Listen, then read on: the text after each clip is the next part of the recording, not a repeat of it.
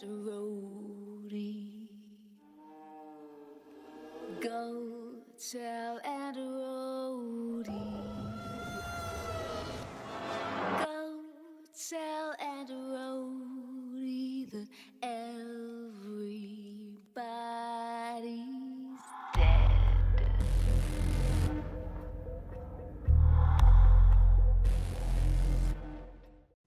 Hello and welcome to my Resident Evil 7 review.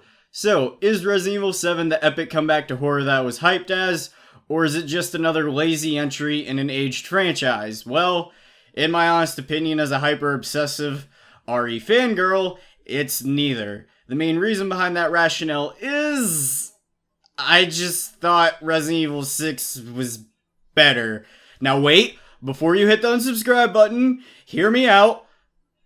Damn, we lost him. Well, if you haven't left yet, let me explain. So while I don't plan on bashing RE7 too much this review because I actually like the game a lot, I just felt that RE6 was a more natural evolution for the series. And I had a blast of tight shooting and high-octane action of RE6. But this is a review of RE7, not 6, so it's time to move on. So when talking about RE7, I'd have to say it's rather similar to the older games because it shares a lot of elements in storytelling and horror presentation with the older RE titles. The story has you playing as Ethan Winters, who's looking for his wife that went missing 3 years earlier, and his search brings him to the Baker estate, which serves as this game's creepy mansion, where Ethan's brisk jogging ass encounters the Baker family. Welcome to the family, son. Which act as the hillbilly nemesis of this game. Then the story spirals out of control as you progress through to reveal this deeper plot about a new virus and secret organization that's behind it all, you know, as it always tends to do in Resident Evil. Then when it comes to horror, RE7 still heavily borrows elements from the older titles because it still has the same approach to horror as the older games did. You still start out very weak and defenseless in a taunting maze-like area that slowly introduces new main villains, weapon types, puzzles, and a new set of basic infected adversaries. Then as you progress through the game, you will become tough enough to rise up and fight the threat coming out on top. In reality, there are only two new things that this game does to change that formula. Being the new first-person perspective, which isn't that new if you count Resident Evil Survivor back on the PS1. But that game was shit, and this one isn't, so I'm not counting it. And the fact that you now play as an everyman and not as a super ultra badass police soldier guy.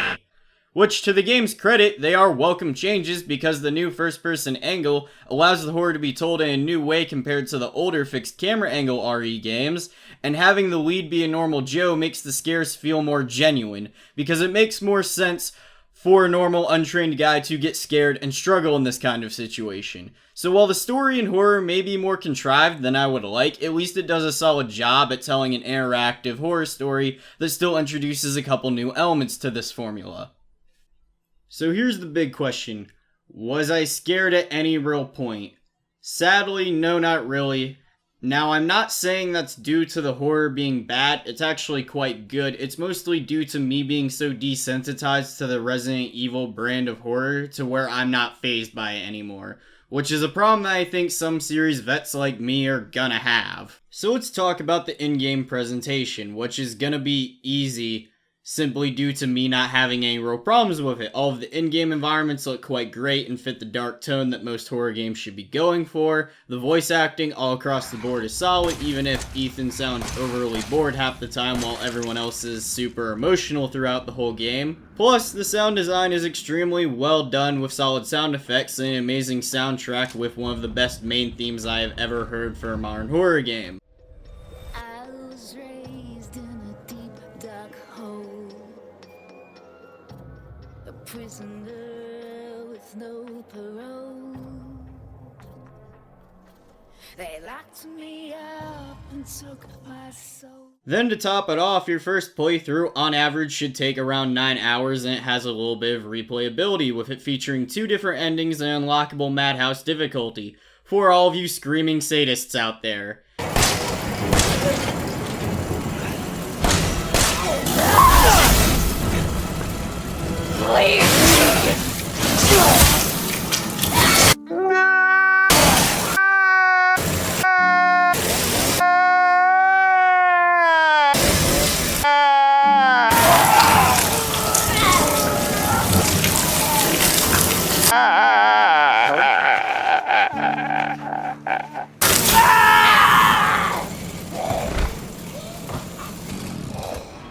And when it comes to in-game bugs and glitches, I really didn't experience anything worse other than a little clipping. Honestly, when adding everything up, the presentation of this game is quite good. Now, the next big thing to talk about is the gameplay.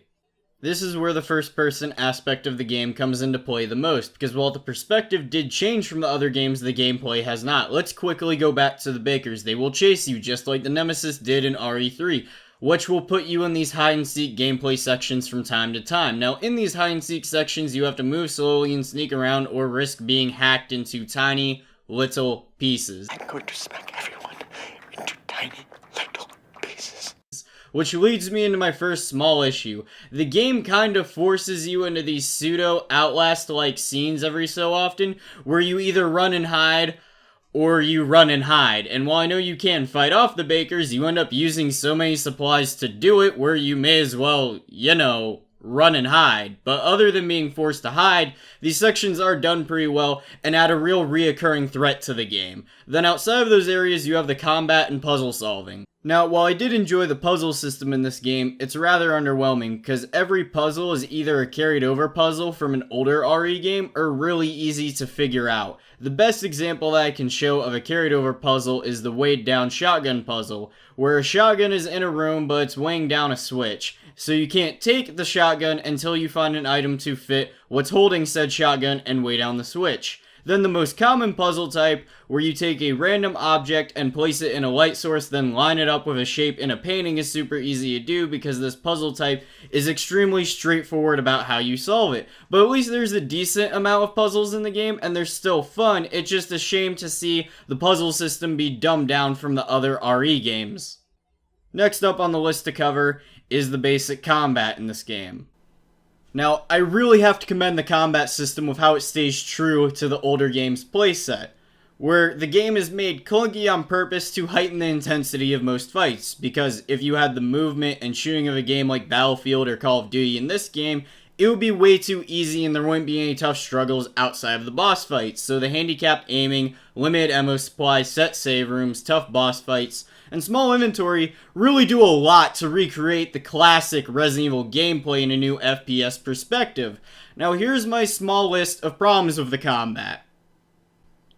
The first negative is Ethan's inability to run throughout the entire game, so it's a good thing that nearly every enemy in this game decides to calmly walk after you, otherwise Ethan would never make it in any fight in this game. And I know I just said that the clinginess was a good thing, but this aspect was a little overboard and immersion killing, because at no point did it ever make sense for Jack or most of the basic enemies to not rush me. It also pointlessly made some of the fights harder than they needed to be mid-game. My ideal solution would have been to just put in a limited sprint system that runs out quickly and has to recharge, so you're not giving up the clunky charm of the gameplay, but allowing things to be a tad more fair. Then the second problem I have with the gameplay is the lack of any real variety in the normal enemies. Because as it currently sits, all of the molded just feel like a bunch of reskinned regenerators from Resident Evil 4, which do provide a solid challenge that I like overall.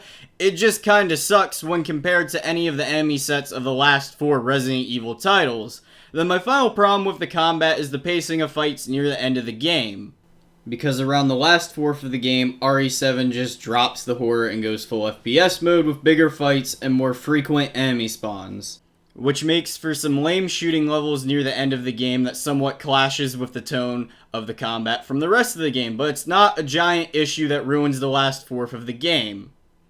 So with everything said, I still feel that Resident Evil 7 is overall a very enjoyable horror game. It's a somewhat new direction for the franchise that still feels like a traditional Resident Evil game, and while the story, horror, and gameplay can feel a bit contrived at times, it remains a solid horror game that has great gameplay and genuine scares throughout. So I'm going to rate Resident Evil 7 a 7 out of 10. Oh, that's ironic. Well, that's my opinion on Resident Evil 7. Let me know what you guys and gals thought about the game in the comment section below.